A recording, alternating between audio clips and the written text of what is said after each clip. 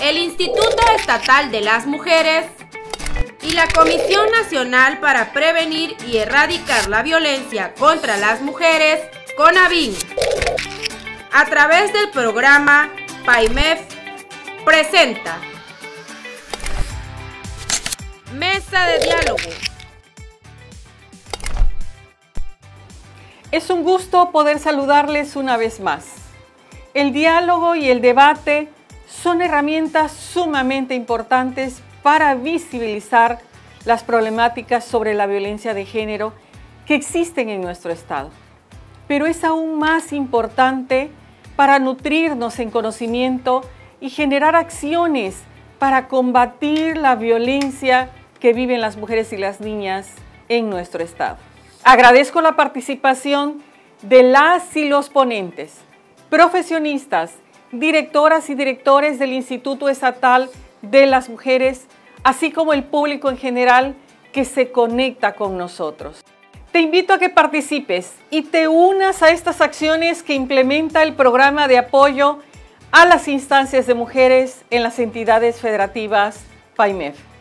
Y juntas construyamos un Tabasco libre de violencia de género, por un Tabasco más en femenino e igualitario. ¿Qué tal, amigas y amigos? Es un gusto estar nuevamente aquí con ustedes el día de hoy en nuestro programa Mesas de Diálogo. Permítanme presentarles, hoy tenemos un invitado muy especial que nos acompaña para poder sobrellevar este tema y poder argumentar y tener puntos de vista acerca de preguntas que ya tenemos preparadas para ustedes. Y recuerden que el objetivo principal de nuestras mesas de diálogo es tenerlos informados sobre temas de interés. Maestro en Derecho Luis Granados, bienvenido. Muchas gracias, muchas gracias. Gracias por estar aquí con nosotros, por su tiempo también. Vamos a dar inicio, nuestra mesa de diálogo el día de hoy es la pensión alimenticia. Vamos a iniciar por definir qué es la pensión alimenticia. Muchas gracias por haberme invitado, es un gusto estar con ustedes el día de hoy. La pensión alimenticia, para el público en general, podríamos entenderla como esta deuda que una persona contrae con sus deudores a los que está comprometido a responder en sus necesidades educacionales, salubres de alimentos, todo eso que debe una persona a otra en base a la relación familiar que tiene con esta persona. Muy bien. En ese entendido vamos a pasar a la segunda pregunta. Dice, ¿quiénes están obligados a pagar la pensión alimenticia? Yo creo que es un tema muy interesante sobre el que la gente tiene varios malos entendidos. Por ejemplo, yo apostaría que la mayor parte de la población cree que el papá tiene la obligación de pasar la pensión a la mamá y a los hijos, y ya. Pero esto es una creencia a medias. Sí. Realmente la pensión alimenticia es de dos vías. Papá y mamá tienen la obligación de pasar la pensión a los hijos, pero también los hijos tienen obligación de pensión para con los papás. Claro. Incluso mutuamente los padres, entre ellos los esposos, tienen la obligación de pasarse pensión, no solamente del hombre hacia la mujer, incluso la mujer en ocasiones tiene la obligación de pasar la pensión para con el hombre. La ley no dice que tenga que ser específicamente de un lado hacia el otro y en una dirección. Claro, perfecto. ¿Es deber de alimento similar a la pensión alimenticia? Sí, es el mismo concepto. Es el mismo concepto. Ok. ¿Qué factores se consideran al calcular la pensión alimenticia? Bueno, la ley es clara en los factores que se calculan. Para empezar, si bien se llama alimentos, incluye ciertamente la parte de los alimentos, pero también incluye la parte de dónde vivir, qué comer, la salud, las medicinas, los tratamientos, la educación, el vestido, los implementos y objetos necesarios para la educación. Es todo un esquema completo. Incluso también se toma en cuenta el esparcimiento, porque es parte de la formación de un niño. Entonces, eso es lo que se incluye. Ok. ¿Cómo se establece la cantidad de la pensión alimenticia? Es un tema muy interesante y creo que ese es el tema en el que más vamos a tardar. Verás, adelante. Hay un malentendido común en la sociedad que yo quiero aprovechar el espacio para explicar. El derecho ve la justicia como un ideal. Nosotros, tanto los abogados particulares como los servidores públicos, lo que buscamos es acercarnos lo más posible a la justicia, tratar de acercarnos más a este concepto ideal, pero no lo hemos alcanzado por completo todavía. Entonces estamos todos los días tratando de acercarnos lo más que se pueda. Tratamos de darle justicia a la ciudadanía. Sin embargo, para eso necesitamos el apoyo de la ciudadanía. ¿Por qué? Te lo voy a explicar así. Claro. ¿Cómo saber cuánto es lo que se debe dar de pensión? Esto dice la ley que obedece a un principio que se llama principio de proporcionalidad. Es decir, no se trata solo de que tú quieras una cantidad, se trata de proporcionalidad entre cuánto necesito de verdad y cuánto la otra persona puede darme. Claro. El cálculo de esas dos cosas es el resultado que una autoridad, en este caso el juez, otorga como pensión. La gente, y aquí quiero ser muy claro, las personas no están acostumbradas a que este cálculo sea justo. ¿Por qué lo digo así? Porque resulta que una persona demanda pensión y cuando la demanda dice, yo quiero, no sé, 20,000 pesos, pero la otra persona gana 15,000 pesos al mes. No se puede, no puedes hacerlo. Sí. Pero puede complicarse más el concepto porque para que tú demandes pensión y te la entreguen, como todo juicio y procedimiento, necesitas pruebas. Y en la parte de las pruebas es donde la mayor parte de las personas no están acostumbradas. Porque muchos clientes, muchas personas con las que platicamos de esto en general, te dicen, es que yo sé que él gana 50,000 pesos al mes. Yo sé que él gana eso. Ok, pero ¿cómo lo comprobamos? ¿Cómo demostramos esto ante la autoridad? Claro. Los especialistas tenemos varios sistemas y maneras de poder demostrar esta situación, pero la ciudadanía no está acostumbrada a una cultura probatoria. Claro. O sea, normalmente las personas pensamos, porque yo te lo digo, tienes que creerme. O sea, esto es verdad. O peor aún, algo que yo siempre le digo a mis clientes, tú puedes saber que es verdad, pero ¿cómo se lo demostramos a la autoridad? Claro. Porque la autoridad es imparcial, sigue el principio de imparcialidad. Si tú le dices, esta persona gana 50,000 pesos, la autoridad va a decir, ok, te lo recibo, pero a ver, ¿cómo sabemos eso? Claro. Porque a lo mejor te lo estás inventando, a lo mejor no, pero ¿cómo me lo dices? Así como la otra parte tendrá la obligación de aportar sus pruebas de si gana o no gana y cómo le hace. Sí. Entonces, para poder saber cuánto se otorga de pensión, el juez calcula, a ver, ¿cuánto me estás pidiendo y por qué me estás pidiendo esa cantidad? O sea, si tú me dices que te tiene que pasar 20,000 pesos porque él gana 50, ok, ¿por qué 20? ¿Por qué no 21? ¿Por qué no 19? ¿Por qué no 15? ¿Por qué no 30? ¿Por qué ese número? A ver, hazme la corrida de qué me estás pidiendo. A ver, y me dices que él gana 50. ¿De dónde sacamos que él gana 50? Ah, bueno, aquí están la nómina, el informe de su trabajo. Ah, ok, perfecto. Pero no puedes tú dar datos solo porque a ti se te ocurran y tampoco porque, aunque lamentablemente sean verdad, datos que no tengan sustento ni pruebas. Claro. Entonces, en base a la proporcionalidad de cuánto necesitas y cuánto gana, demostradas ambas cosas, se puede sacar el cálculo. ¿Y por qué demostrado también cuánto necesitas? Porque a lo mejor tú le dices al juez, es que mi hijo paga 8,000 pesos de colegiatura.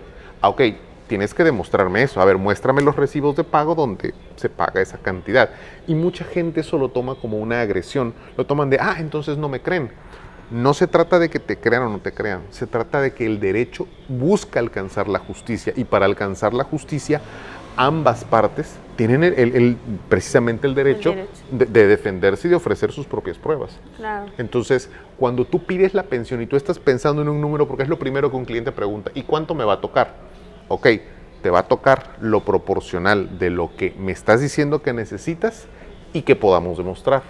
Y de lo que me estás diciendo que él puede pagar y que podamos demostrar. También. Aquí me gustaría darle un consejo a las personas. Claro, adelante. Muchas veces hay una vieja expresión entre abogados de querer sacarle sangre a una piedra. Tú te casas con una persona, y lamentablemente nos ha pasado muchas veces, te casas con una persona y durante el matrimonio tú te das cuenta que es una persona que tiene ingresos inestables, que va y viene en el trabajo, que pasa largos periodos sin trabajar, que no aporta lo suficiente en el hogar. Y cuando te divorcias de la persona y ya le quieres demandar la pensión, ya se la quieres demandar como si todo este tiempo él hubiera sido verdaderamente una persona estable y con buenos ingresos. A lo mejor los tenga o no, pero durante todo ese tiempo tú ya viste la dificultad que tiene esta persona, no es perdonándola, es la dificultad que hay para agarrar cuánto es lo que realmente gana. Entonces, eso es un error común que cometen las personas. Yo aconsejaría que, aunque se escuche muy frío, desde el momento en que tú te vas a casar, tú prevengas golpes como estos. O sea, a ver, me voy a casar con una persona y qué tan estable económicamente es esa persona. Si es algo que no te importa, está muy bien, pero tienes que saber que si te casas con una persona que es inestable económicamente y al rato se divorcian, va a ser muy difícil que un juez le pueda asignar una cantidad que a ti te convenza. ¿Por qué? Porque a lo mejor una persona no tiene ingresos comprobables. Ese era un tema muy largo de discutir. ¿Qué hacemos cuando la contraparte no tiene ingresos comprobables? La autoridad le establece una cantidad aproximada en base a un montón de situaciones, pero es aproximada. Y a lo mejor a ti no te convence. Claro. Entonces, un elemento importante aquí sería desde el principio prever y tener conciencia de, a ver, si yo me caso, el divorcio es una posibilidad.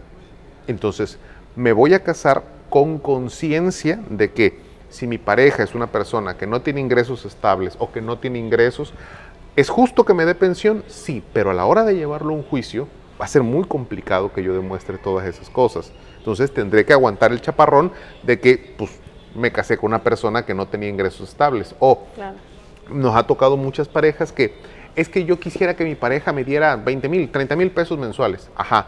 Pero hace un mes, cuando todavía vivían juntos, resulta que no tenían eso. O sea, no tenías esa cantidad. Y ahora, pero es que sería lo justo. A lo mejor y sí. O sea, a lo mejor y sí. Pero desde que te casaste con una persona que mostraba esta clase de tendencias a la inestabilidad económica. Claro. Entonces, y después de eso le quieres sacar sangre a una piedra. Que debería. Sí. Pero muchas veces no hay cómo comprobar esta situación. Entonces, ¿qué es lo que le recomiendo yo a todas las personas, especialmente a las mujeres? Que tengan mucha conciencia en, si yo me caso con una persona o me voy a vivir con una persona que tiene inestabilidad económica frecuente, sépase que si yo me separo de esta persona, voy a tener problemas a la hora de la pensión. Voy a tener problemas y si yo estoy consciente de eso y no me importa, porque lo que sea, eso ya es otra situación. Yeah. Pero van a haber problemas. ¿Cuántos matrimonios no tenemos que se casan, tienen hijos y nunca tuvieron estabilidad económica? Es que me aventé al matrimonio y no tengo casa, no tengo coche, no tengo trabajo, pero hay mis papás que lo vean. Me voy a vivir con mi mamá y el niño, que me lo cuiden mis papás. Y a la hora que esta pareja se separa, le quieres pedir a la persona con que te casaste que se empiece a comportar como nunca se comportó durante todo el matrimonio. Que eso debió haber sido desde el principio. Eso debió haber sido desde el principio, así es. Marcar los límites, sí. ¿Cómo se establece la cantidad? Bueno, eso ya la dijimos ahorita. ¿Cuánto tiempo dura la obligación de pagar la pensión alimenticia? Bueno, podríamos específicamente encaminando esta conversación a las mujeres y los niños, claro, que es a donde entiendo que vamos. Por ejemplo, el tiempo es variable. Si tú tienes hijos, la pensión, para todo tu público que tiene hijos, la pensión debe durar hasta que el niño sea independiente económicamente. La ley menciona que en su apartado específico de cuando se tiene la pensión, sí, dice que cuando ya no tiene la necesidad. ¿Cuándo entendemos que ya no tiene la necesidad? En el momento de recibir su cédula profesional. Cuando tú estás obligado a mantenerte con la pensión con tu hijo hasta que este muchacho reciba la cédula profesional. Es un error común, no es hasta el título, es hasta la cédula. ¿Por qué razón? Porque la ley dice que es cuando ya no tienes la necesidad. Esto es cuando la persona puede mantenerse por sí mismo porque tiene los elementos. Claro. La autoridad entiende que tienes los elementos al momento en que recibes tu cédula y ya tú puedes pedir trabajo, trabajar, hacer y volver hasta ese momento. No es hasta los 18 años, como algunos piensan, y no es hasta el título. Repito, hasta que se consiga la cédula profesional o se den algunos otros supuestos, por ejemplo, que me gustaría manejarlos. Claro. Por ejemplo, estás obligado hasta que tu hijo o hija, por ejemplo, embaraza a alguien o resulta embarazado. Si tiene un hijo, tú tienes el derecho de suspenderle la pensión. Okay. Si comete un delito contra ti, si injustificadamente se va de la casa, si su edad biológica no es proporcional con su etapa universitaria o de estudios. Por ejemplo, sí, si bien dice que hasta que recibas tu cédula, no es el caso que tengas 38 años y aún no te hayan dado tu cédula y tú sigas ahí. Sí. Entonces, se contrasta, o sea, a ver, ¿a qué edad una persona entra a la universidad? No, pues a los 18, ok, ¿y a qué edad sales? Como a los 23, y la cédula 23 y medio, 24, bueno, en ese momento ya, si ya pasaste tu edad biológica y no se contrasta bien con tu edad académica, por llamarle así, puedes perder la pensión también. Muy bien. Eso igual es importante que nos los puntualizó, porque igual pueden haber ahí adolescentes viéndonos y van a decir, no, pues hasta que yo termine hasta que me den mi cédula, ¿no? Pero también es importante saber que pueden perder ese derecho, en este caso, como lo mencionó, si embarazan a una persona o salen si se van de la casa Ajá. injustificadamente. Así es. También es importante recalcar que los posgrados no incluyen, o sea, no vienen en la pensión. O sea, es hasta que te dan tu cédula, porque se entiende que ahí te puedes mantener solo. El que tú uses modalidad de que me voy a graduar por maestría o me voy a ir, o por ejemplo, como tenía un cliente alguna vez, una contraparte decía, es que uno de los métodos para graduarme es que yo me vaya de viaje 2 semestres a España y me lo tienes que pagar. Eso no es así. O sea, no son posgrados, no son viajes, es el trámite normal para que te den tu cédula y ahí se termina. Listo. Muy bien. ¿Puede modificarse el monto de la pensión alimenticia? Por supuesto, el monto tanto puede subir como puede bajar. La ley es muy clara en eso. ¿Cómo sube o baja el monto? La ley dice cuando cambien las condiciones de vida de la persona. Por ejemplo, ¿cuándo puede, que es lo que a todos les interesa, cuándo puede subir la pensión alimenticia? La pensión alimenticia puede subir, por ejemplo, cuando tú cambias de un grado académico a otro. Resulta que tu hijo ha cambiado y ya no está en preparatoria y ahora hay que pagar la universidad. Se entiende que los estudios universitarios son más caros que la prepa, por lo tanto ha cambiado una condición, o Dios no lo quiera, se sufre un accidente, eso requiere otra clase de atenciones. Cuando cambian las condiciones, se le avisa a la autoridad. ¿Saben qué? Pasamos a universidad, o ¿sabe qué? Mi hijo sufrió lamentablemente un accidente, hay algo en su entorno que cambió y provocó que subiera la pensión. Entonces es importante actualizar el estatus, ¿no? Sí, yo conozco muchas personas, o sea, que pasan desde primaria y a veces alcanzan la universidad y no han promovido el aumento y siguen igual. Y no es lo mismo pagar la primaria de un niño que los estudios universitarios de un adulto. Sí, es más gasto, así es. ¿Qué sucede si un padre no paga la pensión alimenticia? Bueno, suceden varias cosas en varios ámbitos jurídicos. Para empezar, en materia familiar, es necesario recalcar que si el padre no paga la pensión, se da aviso a la autoridad y pueden tomarse muchas medidas al respecto, desde multas hasta embargos, que se le obligue, porque es una obligación. Eso es muy importante para el público. Esto no es de naturaleza opcional. La pensión alimenticia es obligatoria. Tan obligatoria es para el público en general que el juez puede hacer embargos, puede hacer amonestaciones, multas, para coaccionarte a que lo hagas, y eso solo por la materia familiar, porque resulta que no pasar pensión correctamente es un delito.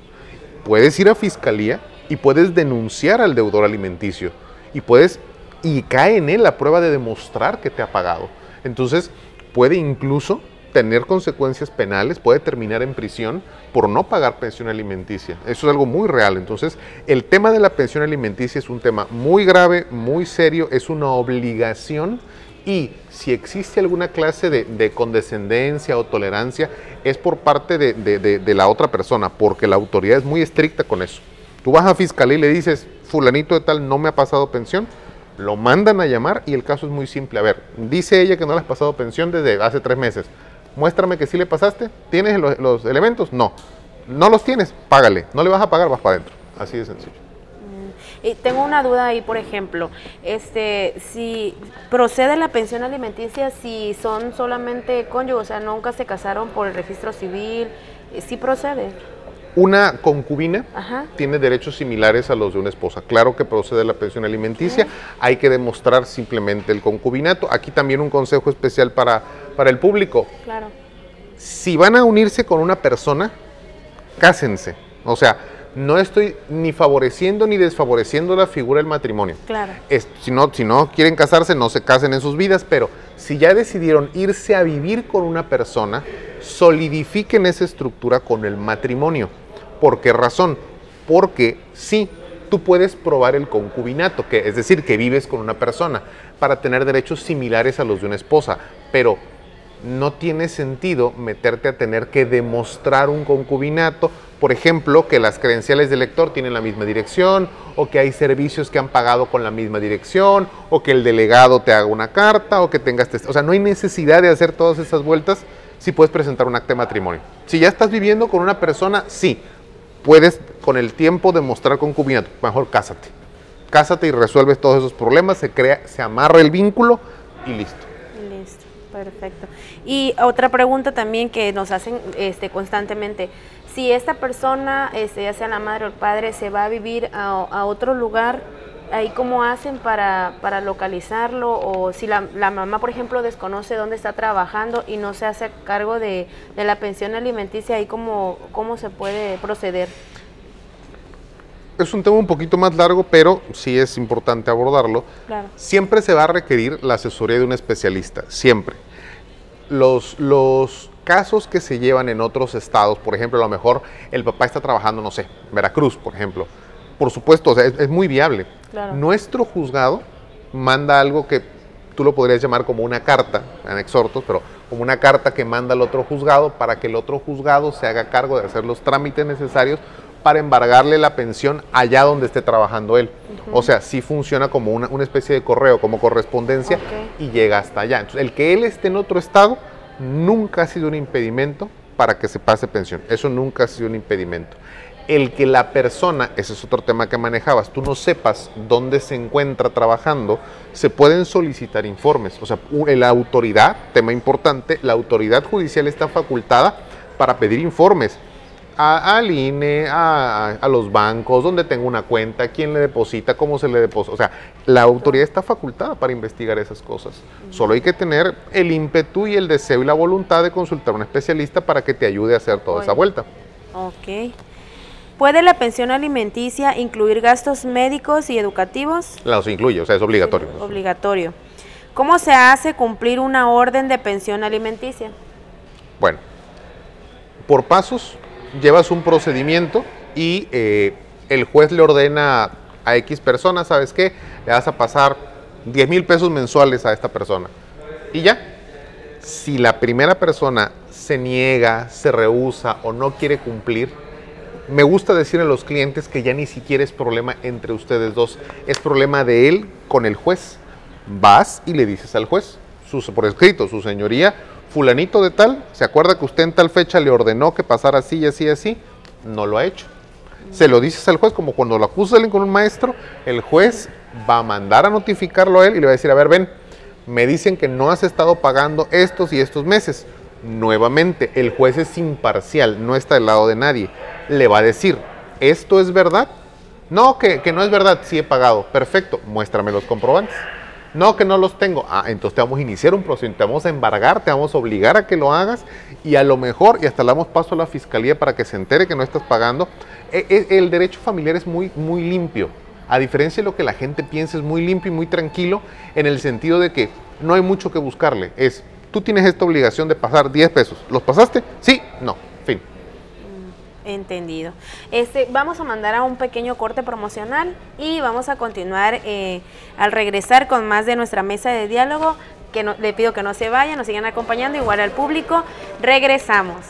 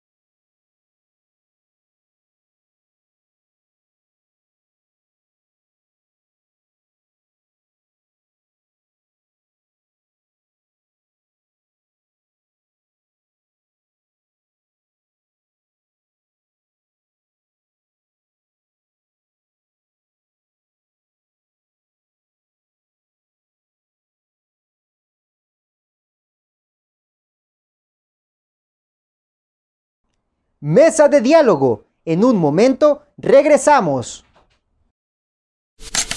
El Instituto Estatal de las Mujeres y la Comisión Nacional para Prevenir y Erradicar la Violencia contra las Mujeres, CONAVIM, a través del programa PAIMEF, presenta Mujeres Seguras. Bienvenidas y bienvenidos. En este video exploraremos un tema crucial en la sociedad actual: las nuevas masculinidades. Descubriremos su significado, su importancia y cómo contribuyen a la erradicación de la violencia contra las mujeres. Este término se refiere a un enfoque más inclusivo y diverso de la masculinidad. Rompe con los estereotipos tradicionales que han limitado a los hombres a roles rígidos y comportamientos dominantes. Las nuevas masculinidades promueven la expresión emocional, la empatía, la colaboración y fomentan relaciones más saludables, así como también mejorando la calidad de vida de hombres y mujeres por igual. Además, contribuyen a la construcción de una sociedad basada en la igualdad y el respeto mutuo. Sin embargo, no podemos ignorar que la transición hacia las nuevas masculinidades enfrenta resistencia. Algunos consideran que esto es una debilidad a la masculinidad tradicional. Por eso es importante comprender que no se trata de debilitar, sino de enriquecer. Superar estos desafíos es esencial para construir un futuro más igualitario. Las nuevas masculinidades son una poderosa herramienta para transformar nuestras sociedades. Al desafiar los viejos roles y construir relaciones basadas en el respeto, estamos construyendo un mundo más seguro y equitativo para todas y todos. Unámonos, porque juntos hacemos un Tabasco libre de violencia. Síguenos en nuestras redes sociales. Si eres víctima de violencia, comunícate a la línea Mujeres Seguras 99 33 16 68 13. Este programa es público, ajeno a cualquier partido político. Queda prohibido el uso para fines distintos a los establecidos en el programa. Presentó PAIMEF Tabasco Y el Instituto Estatal de las Mujeres. El Instituto Estatal de las Mujeres y la Comisión Nacional para Prevenir y Erradicar la Violencia contra las Mujeres, CONAVIM, a través del programa PAIMEF, presenta Mujeres Seguras. En este video nos gustaría mostrarte los diferentes servicios que se ofrecen en PAIMEF Tabasco. Como parte del objetivo de este año 2023, la meta es consolidar el accionar que refleje fuertemente en la disminución y erradicación de la violencia contra las mujeres, sus hijas e hijos. Contamos con la línea Mujeres Seguras, un centro telefónico con profesionistas en áreas como trabajo social, psicología y jurídico, disponible todos los días en cualquier horario, para el apoyo y orientación en casos de violencia. ULA, Unidad Local de Atención, de las cuales ya hablamos en videos anteriores. Las unidades locales de atención están distribuidas en diferentes municipios del estado para una atención directa y de primer contacto. CDM, Centros de Desarrollo de las Mujeres. CDM. Los Centros para el Desarrollo de las Mujeres son espacios de soporte para llevar a cabo trámites y apoyos con instancias adecuadas, impulsando de esta manera el empoderamiento a las mujeres. CAER, Centros de Atención Externa al Refugio.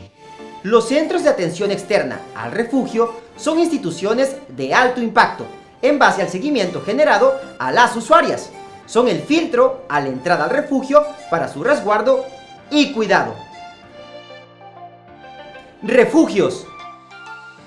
Son centros localizados en ubicaciones anónimas para una mayor protección y cuidado de las víctimas de violencia, con el apoyo del Instituto Estatal de las Mujeres. Estas acciones son fundamentales para el apoyo y erradicación de la violencia hacia las mujeres. Conócelas y únete, porque juntas y juntos hacemos la diferencia. PAIMEF Tabasco, estamos contigo. Síguenos en nuestras redes sociales. Si eres víctima de violencia, comunícate a la línea Mujeres Seguras 99 33 166813. Este programa es público, ajeno a cualquier partido político. Queda prohibido el uso para fines distintos a los establecidos en el programa. Presentó PAIMEF Tabasco Y el Instituto Estatal de las Mujeres. Continuamos.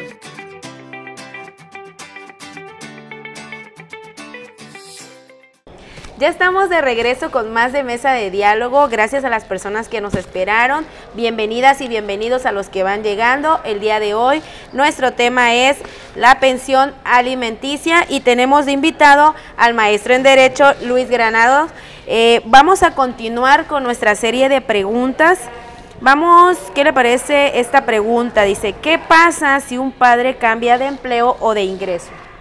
No hay ninguna complicación, simplemente se le da vista a la autoridad. Si cambia de empleo de una empresa a otra, simplemente se avisa a la autoridad para que la autoridad haga las gestiones de trasladar esa pensión a la otra empresa. Ahora, con la pregunta de si cambia de ingresos, yo me atrevo a pensar que la pregunta va encaminada, ¿qué pasa si él gana menos o gana más? ¿Cómo me afecta eso? Ajá.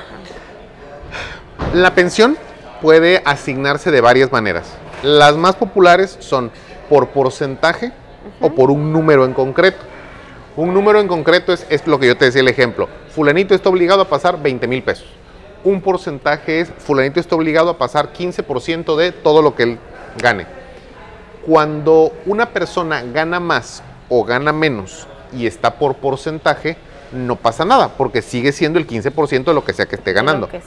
Cuando una persona está por un número, por ejemplo, resulta que gana 50,000 pesos y tiene una pensión de 20, pero pasaron cosas y resulta que ahora cambió de trabajo y le pusieron un ingreso muy bajo, no sé, de 30, de 25, y ya gana mucho menos, la obligación recae en esa persona que ahora cambió de empleo de avisar que ahora gana menos. Sí. ¿Por qué razón?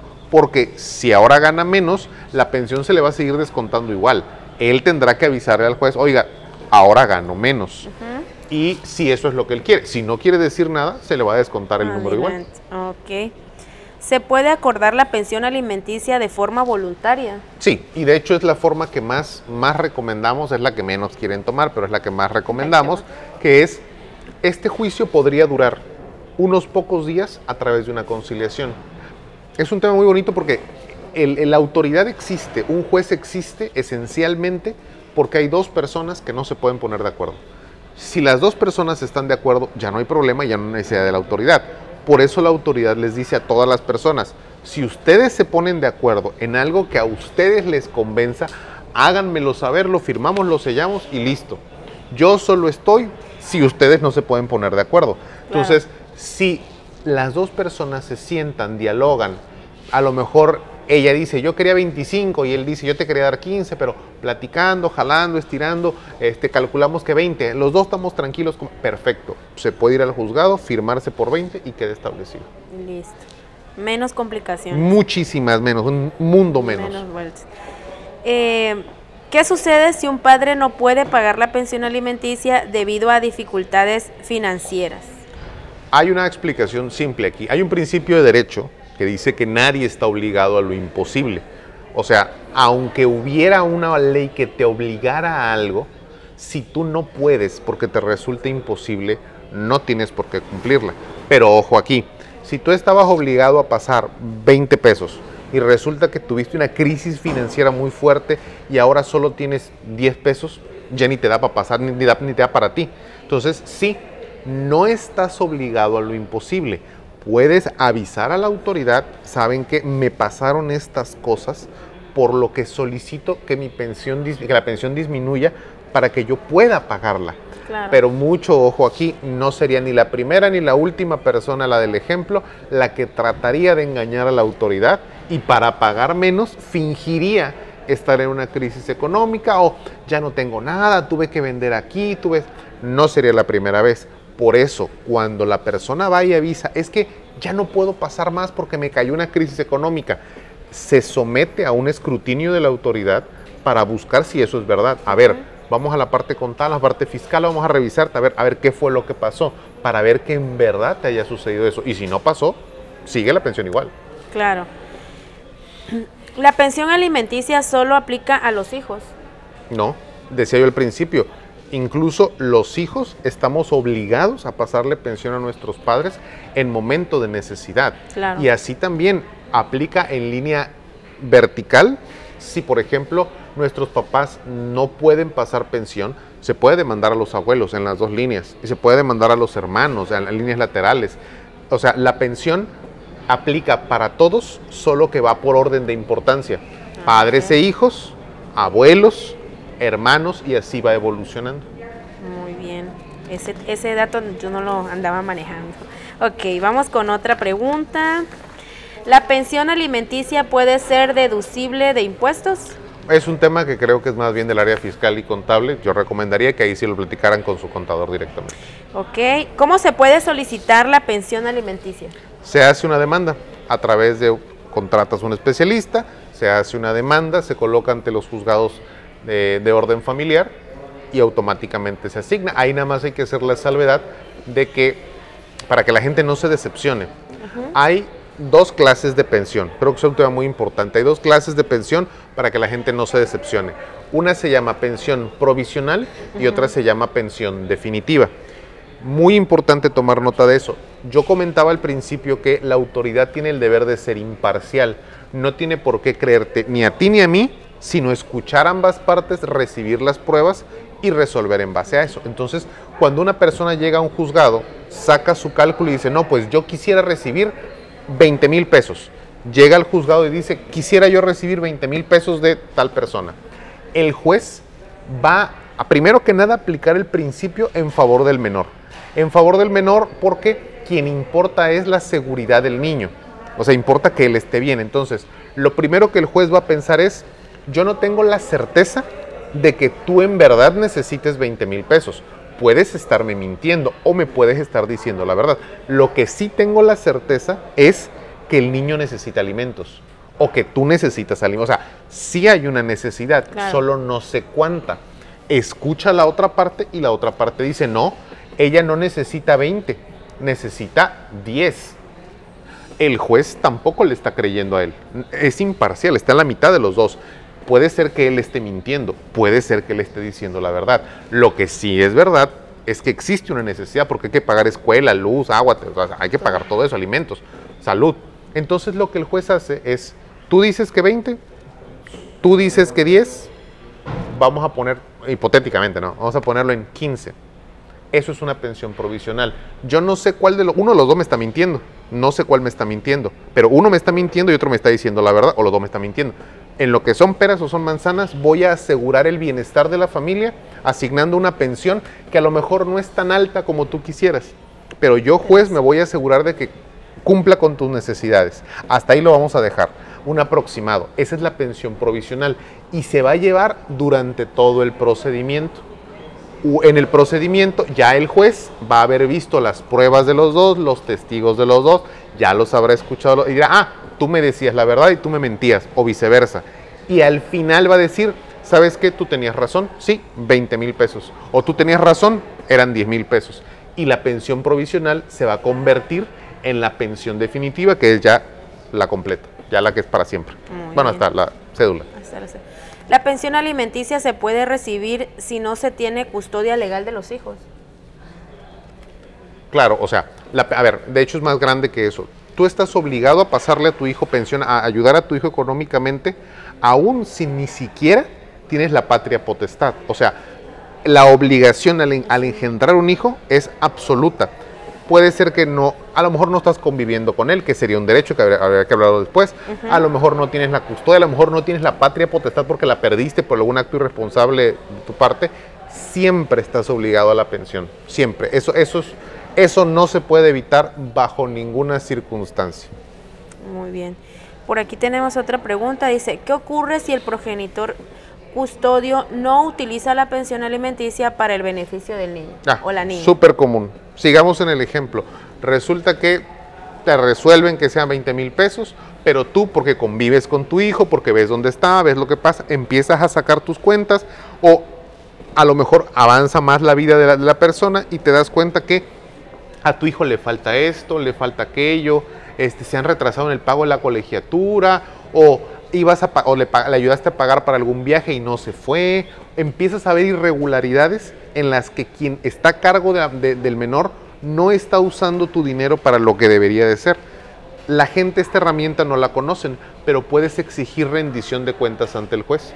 O sea, puedes ir con el juez y decirle, su señoría, yo tengo la sospecha que esos 20,000 pesos no se están usando completos y que de ahí está sacando para esto. Entonces, el juez igualmente es imparcial, no te está creyendo, tampoco te está diciendo mentiroso, te va a decir, ok, tienes la sospecha, vamos a llamar a esa persona, a ver, ven para acá. Dice él que sospecha que no lo estás usando bien. Esos 20,000 pesos sacan tu expediente, eran para estas 7 cosas.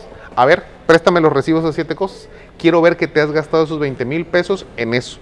Y si no te los estás gastando en eso, vamos a tener consecuencias más graves. Entonces se puede pedir la rendición de cuentas. Ah, muy bien. ¿Difieren las leyes de pensión alimenticia en diferentes países? Sí, claro, muchísimo. Y no conozco las más. Muy bien. Bueno, ahora voy a darle el uso de la palabra para que nos comente o nos dé algún consejo, tip para las personas que nos están viendo, sobre todo para las mujeres, que en este caso nosotros en el Instituto Estatal de las Mujeres, pues se atiende a mujeres que están sufriendo algún tipo de violencia y que también pues desconocen de ciertas cuestiones legales. Ok. Adelante. El primer consejo que le puedo dar en general a la ciudadanía, especialmente a las mujeres, es el tiempo. No saben lo valioso que es el tiempo en el derecho. Decía yo al principio, en derecho queremos alcanzar la justicia. La justicia no puede ser algo expedito en ese momento, o sea, no puedes llegar a la autoridad y en ese momento te está resolviendo tu problema. Necesita la autoridad que le ayudes, y la forma en que le puedes ayudar es ofreciendo el cuerpo probatorio, dándole los elementos necesarios. Si sufriste violencia, tienes todo el derecho a ser escuchada, pero por favor, acércate tan pronto como puedas a la autoridad. Si no te está pasando pensión, tienes todo el derecho a ser escuchada, pero no dejes que pasen meses y meses y meses. Acércate a la autoridad. ¿Por qué razón? Resulta que a la persona, si se le acumula mucha pensión, sí, lo van a obligar, o sea, pero el problema es que a veces dejan pasar tanto tiempo que la masa de pensión que les toca sobrepasa por demasía las capacidades económicas de la otra persona. Por decirlo en términos más coloquiales, pónganlos en cintura. O sea, a ver, al primer momento, al primer mes que no me pasas, ahí te estoy cayendo. A ver, su señoría no me está pasando pensión. Su señoría no está haciendo esto, para que se le ponga en cintura. ¿Por qué? Porque no es lo mismo que te pasara 5,000 pesos, que no te los pasó este mes, fuiste, lo acusaste con la autoridad, lo jaló y le dio un escarmiento, a que dejes que pasen 2 años y se le hace una montaña de dinero que sí, lo van a jalar, le van a decir, pero va a sobrepasar sus capacidades. Claro. Que vas a tener que hacerle, moverle, verle para embargar, pero a lo mejor ni tiene para embargarle. Entonces, no dejen que pase el tiempo. Tan pronto se sale una persona del redil, jálenla de nuevo. ¿Por qué? Que a lo mejor tus papás te ayudan con los niños, que a lo mejor pediste un préstamo. Eso no debería de ser. O sea, el papá, en este caso el papá, debería hacerse cargo. Tus papás no tienen todavía por qué hacerse responsable, no tienen por qué darte esas otras. Él es el primer responsable. En la medida en que tú no lo confrontas con la autoridad para que se haga cargo de sus hijos, le estás ayudando y estás dejando que pase más y más tiempo. Entonces, mi primer consejo sería el tiempo. No dejen que pase el tiempo, nunca dejen que pase el tiempo. Entre más tiempo pasa, le hacen más difícil a la autoridad hacer su trabajo.